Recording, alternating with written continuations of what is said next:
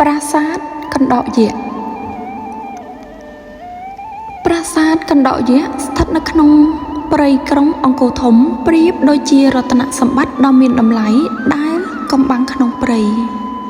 ប៉ុន្តែប្រាសាទនេះមិនមែនពួនលាក់ខ្លួនសំងំពីទេសចរនោះទេទេសចរជាតិទៅវិញទេដែលកម្រទៅដល់ប្រាសាទដែលមាននាមដ៏ប្លែកនេះការដែលទេសចរទៅមិនដល់ប្រហែលប្រាសាទដ៏កំសត់នេះមិនសូវល្បីល្បាញដោយ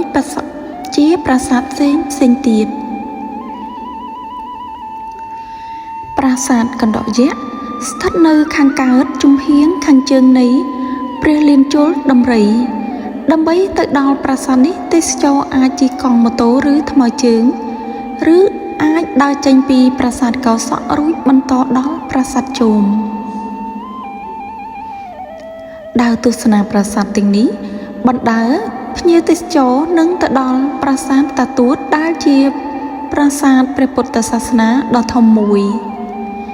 ភ្ញៀវទេសចរអាចបត់ឆ្វេងដើរទៅកាន់កូនប្រាសាទតូចមួយដែលមានឈ្មោះថាប្រាសាទដុនមាប្រាសាទកណ្ដោយក្សស្ថិតនៅជិតប្រាសាទដុនមានេះឯង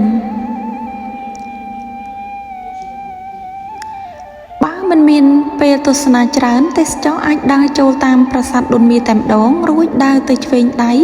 នឹងដល់ប្រាសាទកណ្ដោយក្ស